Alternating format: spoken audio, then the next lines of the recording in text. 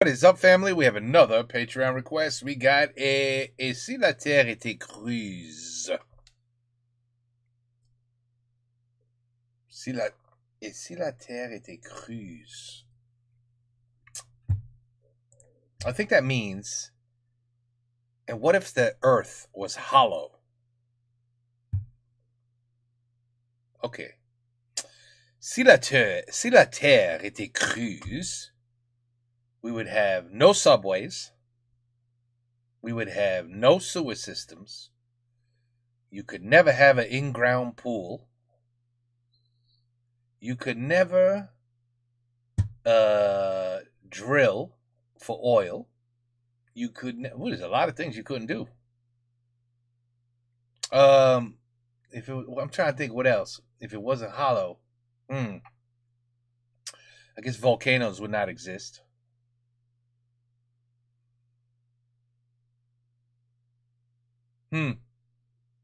That's all I can really think of. Yeah. Anyway, I'm not a scientist, so I'm sure you can think of a lot more things, but I'm just going with the basics, No subway system, no sewer system. No anything under the ground. Because the earth would pop like a balloon if it was hollow. Right? Kinda. An earthquake would literally break the earth in half. Anyway, I have no idea what the hell I'm about to watch. But let's find out. Let's find out.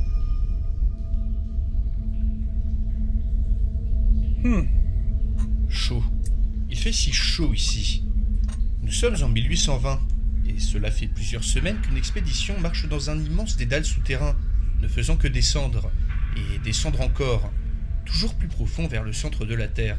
Suivant à grosses gouttes, John Cleves Syme Jr., un Américain, l'instigateur de cette folle aventure, tente de montrer l'exemple à sa troupe, et surtout de prouver au monde que sa théorie est bien réelle. En effet, celui-ci a soutenu que la Terre était creuse, et que la surface de la planète n'était qu'une coquille abritant un immense soleil, éclairant la surface intérieure de la Terre, qui serait recouverte d'une immense et d'une luxuriante nature, réchauffée par la chaleur de la titanesque boule de feu présente au centre de la planète. Un nouveau monde, dont l'accès serait, selon les anciennes légendes, situé au cœur de l'Himalaya. Sa théorie de la Terre creuse, c'était ça, et il y croyait dur comme fer. Mais n'ayant pas pu récolter les fonds nécessaires à l'expédition auprès du président américain Jackson, John s'était tourné vers la couronne britannique, qui avait accepté de financer cette aventure, à la condition de réaliser pour eux la cartographie de l'Himalaya, encore très mal connue. 2 mois plus tôt donc, John et son équipe, enfin les fous qui l'accompagnaient, étaient partis en pleine montagne, non loin de l'Everest, où était censée se trouver une entrée vers l'autre versant de la croûte terrestre. À la surprise de tous, il ne fallut pas longtemps pour trouver un petit passage permettant de descendre au sein de longues galeries sous la montagne. Après 2 semaines de marche sous terre et la mort de 3 guides tibétains dans des éboulements, l'espoir était revenu lorsqu'autour d'eux, la température atteignait enfin des niveaux plus supportables. Mieux, l'air était plus frais, comme si John et son équipe se rapprochaient de la surface. Il fallut 2 jours de marche supplémentaires pour atteindre une sortie. Mais ce que John et son équipe virent ne ressemblait en rien au sommet de l'Himalaya. Devant leurs yeux écarquillés de surprise, la terre creuse apparut dans toute sa splendeur. À perte de vue, comme collée sur l'horizon, les fleuves, les forêts et les nuages s'étalaient sur une immense bulle, correspondant à la surface intérieure de la Terre. Comme dans sa théorie, un soleil, si grand, si brillant, éclairait de sa lumière les parois de cette vision démentielle. La végétation était à la fois familière et étrange comparée à la surface. Cette vision improbable confirmait la théorie de John. Au loin, un immense ptérodactyle, chevauché par une sorte d'homme reptile géant tenant dans ses mains un laser nazi... Ah, stop! Bon, on va pas partir sur un mélange entre Jules Verne, Jurassic Park et une très mauvaise théorie du complot, car j'ai quelques précisions à donner sur la petite histoire que je viens de vous raconter. Tout d'abord, sans vouloir insulter votre grande intelligence, il est évident que cette expédition n'a jamais eu lieu, et il est aussi évident que la Terre n'est pas creuse. On sait aujourd'hui, grâce à la sismologie et l'étude du magnétisme terrestre, que si vous venez à l'idée de creuser un trou vers le centre de notre planète, vous n'y trouverez pas un monde fantastique et merveilleux rempli de gentils dinosaures, ni une société de nazis reptiliens, mais plutôt des cailloux et de la roche très chaude. D'ailleurs, scientifiquement, il serait impossible à un monde intérieur d'être soumis à la gravité telle que nous la connaissons, car les lois de la physique admises par tous rendent cela impossible. Mais on est aussi ici pour rêver un peu, car dans la plupart des théories de la Terre creuse, une inversion gravitationnelle, au milieu de la croûte terrestre, permet à la vie d'exister à l'intérieur dans les mêmes conditions que la surface. Mais, tu sais, if you dig enough, all the way, si tu creuses et creuses et creuses et creuses, you know, eventually, tu vas être dans la Chine. C'est pas vrai, ça. T'as jamais entendu cela? Yeah, you know, if you keep digging and digging, digging, digging, you turn around. You ever watch a Looney Tune cartoon? They used to do that. If you just kept if you dig through Earth, if you're here and you dig, you'll end up here on the other side. So you could go, you know, from like United States to China and just take a shortcut. It's crazy what people thought back in the day. It really is crazy if you think about what people thought back in the day. Par contre, John Cleves Syme Jr., le héros du petit scénario du début, a lui bel et bien existé, et a toute sa vie défendu la théorie de la Terre creuse, tout en essayant de financer une expédition vers ses supposées entrées, notamment une tentative vers le pôle Nord dont le financement, selon Wikipédia, a été refusé par le président américain Andrew Jackson, pour la bonne raison que celui-ci pensait que la Terre était plate. Si c'est vrai, je trouve ça extrêmement drôle, car oui, à une époque, ce genre de théorie pouvait paraître crédible, et notre petite John n'était clairement pas le seul à y croire. Bonjour à tous chers abonnés et spectateurs, aujourd'hui je vous présente une des théories les plus perchées que j'ai pu rencontrer dans ma courte vie, la théorie de la Terre creuse et ses différentes variantes. Royaume légendaire d'Agartha et Terre creuse concentrique, préparez-vous à du lourd car on va explorer deux théories et deux scénarios relatifs à tout ça. Une uchronie et un scénario de SF, avec avant un petit contexte pour que vous ne soyez pas trop paumés parmi toutes les dingueries que je vais sortir. D'ailleurs, n'hésitez pas à me dire dans les commentaires celui que vous avez préféré, et à partager la vidéo si celle-ci vous a plu. Rappelez-vous enfin qu'aucun de mes scénarios n'a de valeur ni de fondement scientifique, on est ici pour s'amuser et se raconter des histoires, c'est tout. Et sur ce, on commence avec le royaume d'Agartha. Alors attention, on commence avec du lourd. Agartha, c'est tout simplement un royaume mythique se trouvant à l'intérieur de la Terre creuse, sur l'autre versant de la coquille. Un monde où vivent une race de sages, descendants des habitants ayant fui l'Atlantide lors de sa destruction par les flots. Un royaume dont les premières traces littéraires remontent à 1873, ayant inspiré des films, des jeux vidéo, voire même des rappeurs, et trouvant son origine dans des légendes bouddhistes revisitées à la sauce fantastique. Au début, juste un réseau de cavernes souterraines, ce mythe a ensuite été lié dans les années 50 aux théories sur la Terre creuse. A noter que dans la plupart des histoires impliquant Agartha, plusieurs entrées permettent l'accès au royaume à partir de la surface, un immense royaume de sages, vivant à l'intérieur de la Terre, que je vous invite à découvrir dans l'Uchronie qui suit, qui est la suite du petit scénario du début, et bien sûr sans les ptérodactyles reptiliens d'Asie, ça va de soi. So people thought the earth was flat, and people thought the earth was hollow. Okay. Une chose était sûre, John Cleves Syme Jr. ne s'attendait pas vraiment à rencontrer un être humain dans cette terre creuse qu'il venait de découvrir. Mais cela ne tarda pas. Après être sorti de ces interminables galeries, lui et son équipe s'étaient aventurés dans cette étrange contrée et s'étaient dirigés vers des lueurs aperçues dans le lointain. Lueurs qui, après quelques kilomètres de marche, se sont révélées être l'éclairage d'immenses et majestueux bâtiments. Ainsi, dans ce monde fantastique vivaient des êtres humains. Une civilisation brillante de toute évidence, vu la taille et le raffinement de ses structures. Se sentant observés depuis longtemps, ils firent rapidement la rencontre de deux hommes, grands de taille et à l'air hautain. Après quelques salutations cordiales, ceux-ci les amenèrent dans la grande ville de Shambhala, la capitale d'un royaume nommé Agartha, la puissance principale et la seule civilisation du monde de la Terre creuse. Un premier contact fut ainsi établi entre le monde de la surface et les habitants intraterrestres. Cette société était étonnante pour les standards du 19e siècle. Le royaume d'Agartha compte 20 millions d'habitants, descendants supposés des habitants de l'Atlantide réfugiés sous terre, il y a des dizaines de milliers d'années. Disposant autrefois de technologies très avancées, comme en témoigne le gigantisme de leurs bâtiments, les Agarthiens, coupés de la surface, avaient petit à petit stagné, puis régressé technologiquement, et n'étaient plus en mesure aujourd'hui de faire fonctionner les nombreuses armes et machines qui rouillaient de ci de là. I think that's where Thor is from. The Avengers? Thor? I mean, this is his home planet, no? It's very close. Ils ne semblaient pas connaître, ou avaient oublié l'usage de la poudre, et les rares soldats que comptait le royaume ressemblaient à des hoplites grecs, armés de lances et de boucliers. Le grec, d'ailleurs, était présent partout, étant le langage originel des Atlantes. Leur système politique, ayant autrefois inspiré le modèle de démocratie athénienne, avait également régressé, et celui-ci était devenu une oligarchie dirigée d'une main de fer par un conseil de 5000 sages, prenant toutes les décisions importantes et gardant jalousement la grande bibliothèque de Paracéda, s'étalant sur une centaine de kilomètres ce bâtiment contenait 50 000 ans d'arts et de connaissances, depuis longtemps oubliés par les habitants de la surface. Au niveau religieux, un panthéon, plus ou moins grand d'anciens dieux, était vénéré dans de grands temples. Enfin, physiquement, la présence d'un soleil perpétuel, l'absence de nuit et une gravité un peu plus faible qu'à la surface avaient petit à petit changé l'apparence des Agarthiens. Ceux-ci étaient grands, à la peau tannée et aux pupilles minuscules du fait de la lumière presque aveuglante présente en tout temps. Mais malgré leur régression sociétale, les Agarthiens gardaient une stature et une certaine élégance dans leur manière d'agir, de parler ou de s'habiller, témoignage éclatant de l'ancienneté et du raffinement de leur civilisation. John et son équipe furent réceptionnés avec faste par le Conseil des Sages, et purent communiquer grâce aux quelques notions de grec d'un des membres de l'équipe. Se considérant toujours comme une grande civilisation, les Agarthiens avaient conservé un sentiment de supériorité latent, qui mit tous les membres de l'expédition mal à l'aise. Ainsi, la communication fut fastidieuse, du fait de l'évolution qu'avait subi le langage d'Agartha depuis leur fuite de l'Atlantide. Les Sages furent étonnés d'apprendre qu'un monde existait toujours à la surface, pensant que toute la Terre avait été engloutie par le déluge qui avait frappé l'Atlantide. Cet événement, qui pour eux était plus une légende qu'on racontait aux enfants, plutôt que la véritable histoire de leurs origines. En effet, à cause de la stagnation, des connaissances et de la technologie, l'origine atlante du peuple d'Agartha était progressivement devenue une histoire peu prise au sérieux parmi les habitants du royaume. Au moment de revenir à la surface, John promit, au nom de la couronne britannique, de revenir au plus vite, et de tout faire pour établir des relations durables d'amitié entre les Agarthiens et les habitants de la surface. Dans ce scénario, en 1820, la découverte de la Terre creuse marque ainsi un immense tournant pour l'humanité.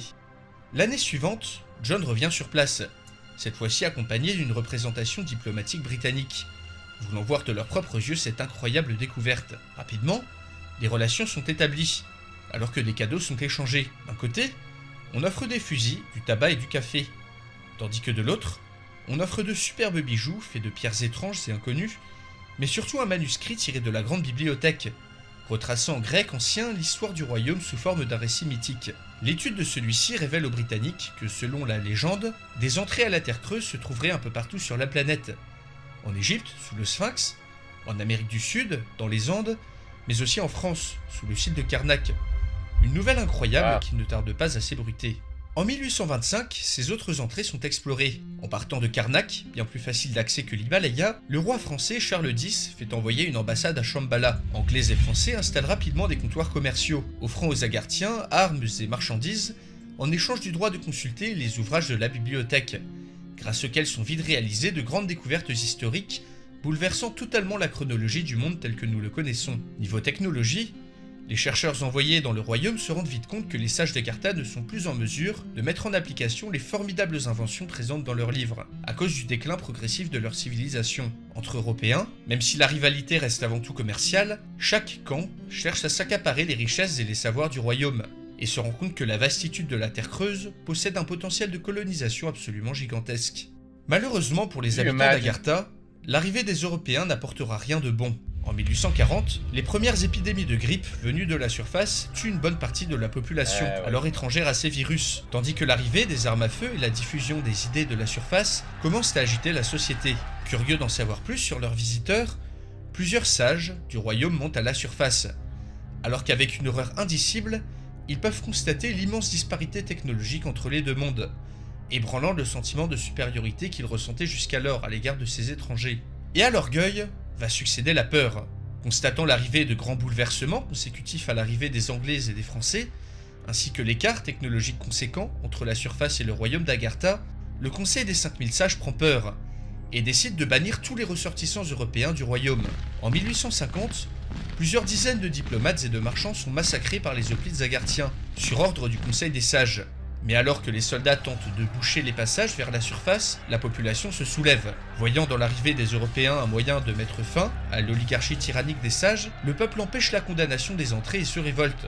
Au bout d'une semaine de combat, les grands sages sont tous massacrés dans une furie collective qui détruit également une partie de la grande bibliothèque et le tiers de la capitale. Par la suite, sur le modèle européen, la République d'Agartha est proclamée, alors que les victimes de la grippe ne font qu'augmenter. Profitant du changement de régime, les puissances de la surface ont intensifié leurs explorations de la Terre creuse, et envoient les premiers colons dans des endroits reculés et inexplorés par les Agarthiens. Ceux-ci doivent composer avec une faune agressive et des tribus sauvages qui les attaquent continuellement. Mais les armes modernes permettent l'établissement de nombreuses colonies sous terre, alors que les Agarthiens dont la société plonge dans le chaos, ne peuvent rien faire pour les en empêcher.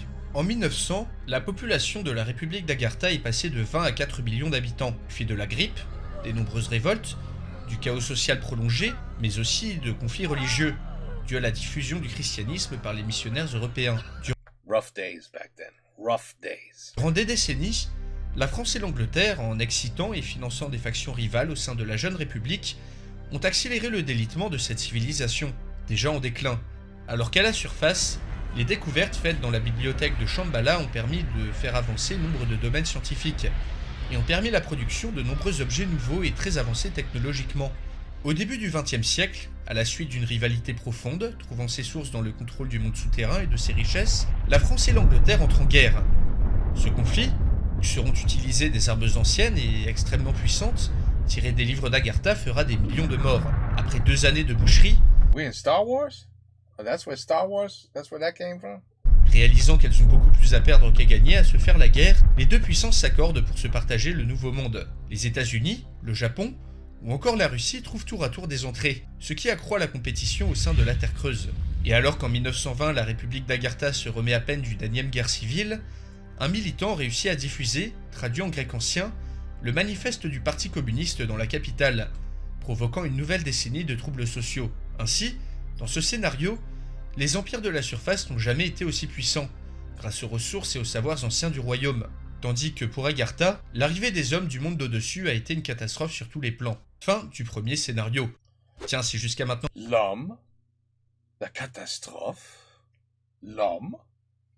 Non, c'est pas la possible. vidéo C'est pas possible. vous plaît, n'oubliez pas de vous abonner pour ne rien rater de mes prochains scénarios. Mais ce n'est pas fini, car après l'Uchronie, on va partir sur de la SF fantastique. Le point de départ étant une autre théorie de la Terre Creuse que je vais vous présenter. La Terre Creuse de Halley. 1692, c'est la date à laquelle Edmund Halley écrivait une des premières théories de la Terre Creuse connues. Astronome, grand ami de Newton, ce scientifique des temps anciens émit un jour l'hypothèse que la Terre était non seulement creuse, mais également constituée de 2 coquilles intraterrestres, formant 3 niveaux de sols intérieurs en plus de la surface. Ces niveaux, selon lui, auraient tourné sur eux-mêmes dans des directions différentes, et auraient chacun été séparés par des couches atmosphériques, avec leur propre pôle magnétique. Mis à part pour la couche la plus proche du centre de la Terre, les 2 autres niveaux seraient éclairés par une atmosphère lumineuse, qui en s'échappant vers la surface ferait apparaître des aurores boréales. Bon, personnellement, j'aime beaucoup cette théorie, car elle va bien plus loin dans le délire qu'un simple monde intérieur. C'est encore plus intéressant quand on sait que ce modèle... Wouldn't that be awesome? A Earth surrounded by an Earth. Surrounded by an Earth. You ever play that game? You take the little doll. Well, she's a wooden doll. You take her out. You open her, and there's another doll, identical. She's smaller, but she's in the first doll. Then you open that doll. Then a little doll comes out of that doll until you're left with the real small little itty bitty doll at the end. And you started out with a big doll. You know that game I'm talking about? Well, it's not a game, but it's... We used to have one, I remember, when we were growing up. Could you imagine if the Earth was like that? You had an Earth, inner Earth, inner Earth, inner Earth. That'd be pretty damn cool. Yeah, but no. There's no planet in the planet. They figured out it was the core, the crust of the Earth, you know, the hottest point in the middle. Yeah, that's about it. But I'm pretty sure there's a bunch of dirt and soil in between. And you can't just dig 3 feet and go, oh shit, look at this giant hole in the Earth. You know what I mean? Isn't that all they had to think about? If they wanted to prove the Earth was not hollow, or was hollow, why didn't they just dig? Just dig. Just start digging. I mean, you say, damn, I'm sure I'm digging a long time. There's no hollow part yet. I don't know. Maybe I'm misunderstanding everything. fut théorisé pour expliquer les anomalies de certaines boussoles, qui dans un tel monde seraient perturbées par les pôles magnétiques de ces niveaux intraterrestres. 800 km sépareraient la surface du premier niveau. Et contrairement aux autres versions, celle-ci a la particularité de ne comporter aucune entrée facile pour accéder à l'intérieur de la Terre. Oui, comme je vous l'avais promis, c'est bien perché. Et si un monde comme celui-ci avait existé, l'humanité n'aurait pas vraiment pu accéder à la Terre creuse avant un bon moment.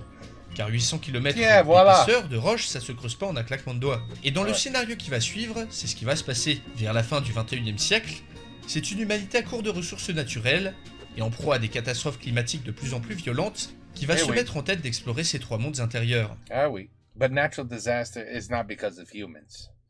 It's not because of humans that the planet, is basically, having problems every single year now. It's 105 degrees here almost. And that's never, that's unheard of. Unheard of. And it was it July? It was like the beginning of July. 100 and something degrees. Not normal. Dans ce monde, en 2030, l'humanité, grâce à l'étude de la sismologie, est au courant depuis longtemps que la Terre est creuse. Mais sans aucun tunnel ni entrée, personne n'a su ni voulu trouver les moyens de forer les 800 km de roches les séparant de cette Terre creuse. Well, you're gonna say that is hollow in the middle? Dans ce scénario, plusieurs facteurs vont vite changer cet état de fait. Tout d'abord, dans ce monde, le virage écologique nécessaire n'a pas été pris à temps. Et la majorité des humains doivent subir sécheresse, famine, guerre, pénurie ou effondrement de leurs modèles sociaux. Ensuite, l'espace, la nouvelle frontière, s'est révélée beaucoup trop onéreuse à exploiter, rendant impossible un éventuel sauvetage de la société de consommation via l'exploitation des ressources spatiales. Ainsi, l'humanité manque de tout. Mais un événement fortuit va changer la donne. Le 14 avril 2030, alors que les habitants de l'immense bidonville qui est devenu San Francisco vaquent à leurs occupations, un séisme de magnitude 9, I was gonna guess, is that Los Angeles? That was gonna be my guess. Le fameux Big One, annoncé depuis des décennies, engloutit une partie de la ville et ouvre la faille de San Andreas sur des centaines de kilomètres. Les dévastations terribles ne sont dépassées dans l'horreur que par le compte des victimes, qui s'élève à plus de 100 000 personnes. Mais ce sacrifice va permettre à l'humanité de tenir un peu plus longtemps, pour la simple et bonne raison que la faille qui vient de s'ouvrir est d'une profondeur insondable, ce que les premières mesures confirment.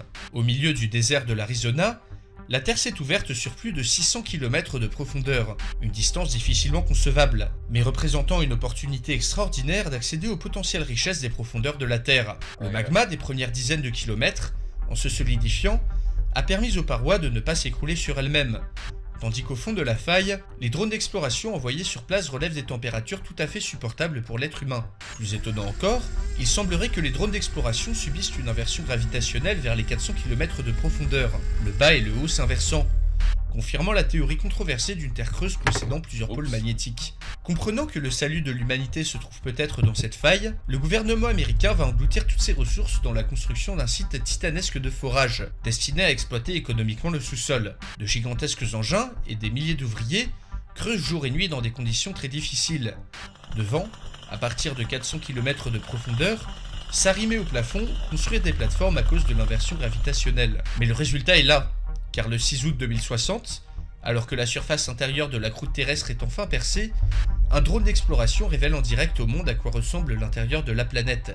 L'engin volant révèle une immense nature sauvage, s'étendant le long d'un horizon courbé vers le haut, laissant entrevoir la vastitude de ces nouvelles étendues. L'atmosphère, chargée d'étranges particules lumineuses, permet de voir clairement à n'importe quelle distance. Mais là où le monde ressent un choc, c'est en voyant les images du ciel rapportées en direct par le drone.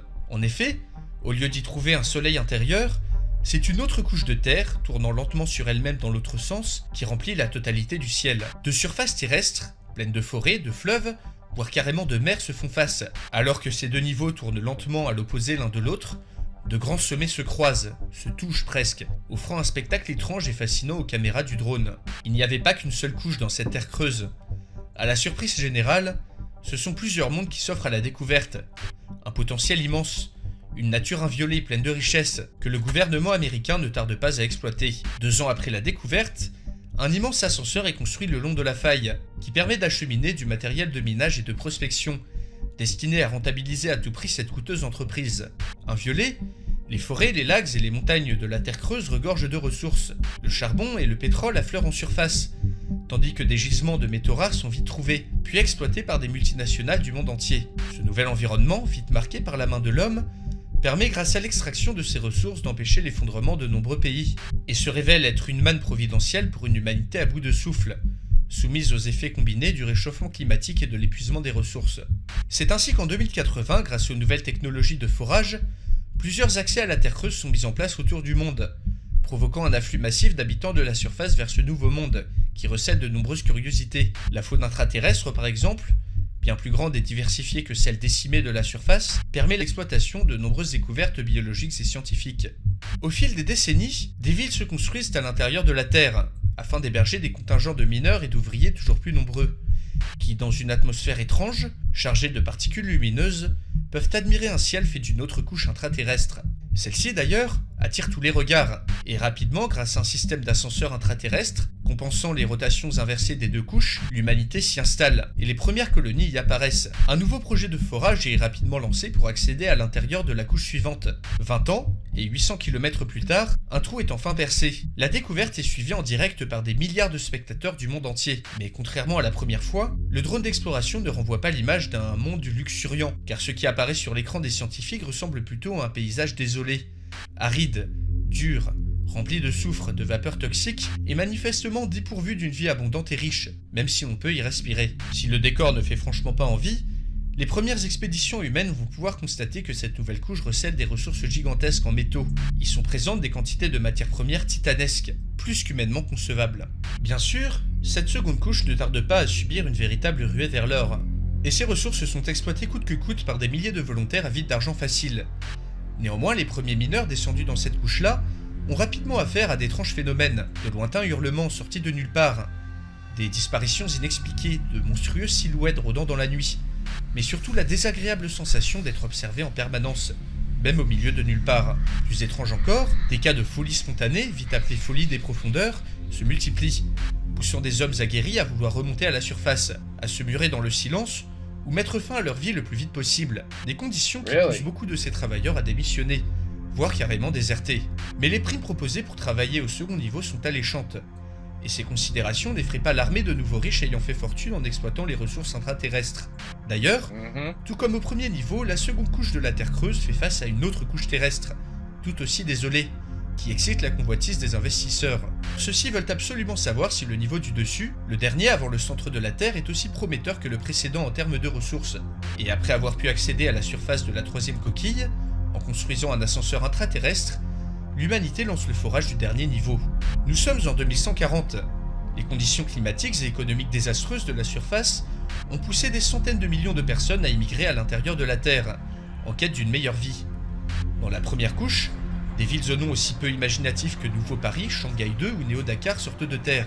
Loin de trouver son salut dans les étoiles, l'humanité va ici pouvoir survivre à l'intérieur de la Terre, mais continue de dégrader son nouvel environnement à une vitesse alarmante. Ce sont donc les représentants d'une humanité réduite à quelques milliards, à la fois terrestres et intraterrestres, qui vont découvrir en direct le dernier niveau. Mais alors que le premier niveau est recouvert d'une végétation luxuriante, et que le second présente des paysages désolés, le troisième va se révéler être un peu plus difficile à explorer. Suite à la perte de contact de plusieurs drones sortis du trou nouvellement creusé, une équipe militaro-scientifique est envoyée, mais ne revient pas. Comment? Pourquoi? Nul ne sait vraiment, car la radio, le GPS intraterrestre et toutes les nouvelles technologies de pointe existantes en l'année 2140 sont instantanément coupées lorsque l'équipe accède à la surface du dernier niveau. Et mystérieusement, les drones envoyés chercher l'équipe cessent tous de fonctionner une fois arrivés à la surface du troisième niveau.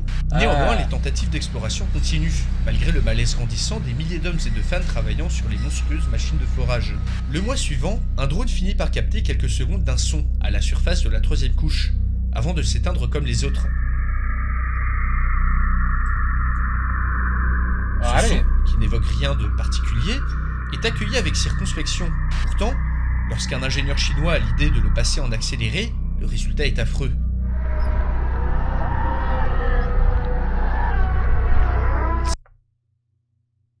They found hell.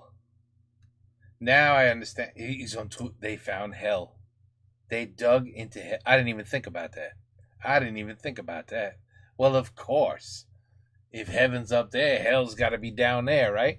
And yep, they found hell. How about that? I mean, that just sounded like hell, no? Listen. Yo, that's messed up. That is messed up. Il s'agit d'un cœur de milliers de plaintes, de hurlements, de cris de douleur. Souls. Mais aussi de plaisir mélangé dans un concert horrible qui glace le sang de toute l'équipe scientifique. Impossible, ces cris sont clairement humains. Mais personne n'avait à leur connaissance encore exploré le troisième niveau. Et pourquoi criaient-ils de cette manière? Qui étaient ces gens? Clairement quelque chose ne tournait pas rond. L'alarme de la base avancée se met à sonner. Dehors, Des cris de terreur, de profonde terreur retentissent. Sortant précipitamment de son laboratoire, l'ingénieur chinois aperçoit, depuis l'ouverture forée dans le 3e niveau, se déverser toutes sortes d'indescriptibles horreurs, de formes impossibles. Un par un, ses collègues, militaires comme civils, sont tués, voire torturés de manière abominablement sadique par les choses qui leur arrivent dessus depuis le trou. Juste avant de s'évanouir devant cette violence inconcevable pour un être humain, l'ingénieur chinois eut le temps de se dire une dernière chose. L'enfer existe, et nous Hell exists. en avons ouvert les portes. Holy shit. Come on, man. Wow. This is an amazing video. I don't even know what to think anymore. Je sais pas qu'est pensé. Ça, c'est Et voilà, j'espère que ce petit concept un peu spécial vous aura plu. N'hésitez pas à mettre en commentaire ce qui vous ferait plaisir à voir en vidéo. Si jamais vous voulez soutenir la chaîne financièrement, eh bien vous avez mon Tipeee en description et dans les petites fiches qui vont apparaître. Et en attendant, eh bien écoutez, on se dit à la prochaine pour une nouvelle vidéo. C'est bon, c'est très bon. Interesting to say the least. Oh my goodness. That was eerie. Those sounds were eerie. Now, I mean, is this, how much proof is there in this? Because he did say, we're just talking about this for fun. So, a lot of, the Atlantis thing, Greek mythology, look, I think it's amazing. I love Greek mythology. It's the most amazing stuff ever. If you've read the books and all that. What I did as a child, I loved that stuff.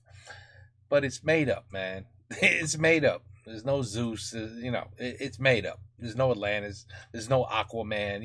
Come on. But, I always wondered how, I never realized, but again, is this real? Like they dug into the third level, the third inner level of Earth? Before, and then the middle one is the crust. They dug that deep? Really? I'm gonna have to Google that. Say what's the most a human has ever dug into the earth? How many miles down has a human gone? Digging. And maybe I'm gonna get Chinese workers dug a hole. Unfortunately, they ended up in hell, and everybody died. And then they closed the hole, and they just stopped digging. Now, if I see that, I'll say, oh, "Holy crap! It was real." But anyway, et si la terre était creuse? Yeah, I didn't think about tunnels. I forgot about tunnels. That would be a problem too. Making a tunnel in something that's hollow already, that'd be a problem. You ever have an Easter egg? The hollow Easter eggs. You ever try to break a little piece off without busting the entire egg? You know how weak that egg is because it's hollow? So could you imagine how weak the earth would be if it was hollow? But if they're saying there's a portion all the way, I don't even know, 5,000 miles down, it's still solid in the first 5,000 miles. You know what I mean? It's not like you just, like I said, you dig a little bit in the sand and, oh, look, there's a giant hole and all the sand is now going in the hole. And, no, it doesn't work like that. But it'd be weird if it did. Anyway, interesting video. And I've never heard of this guy. So, and he explained that rather well. We got a whole history lesson too. Anyway, bon. Ici la terre était creuse. Et voilà, Patreon. C'est complet. Take care. Peace out. À la prochaine.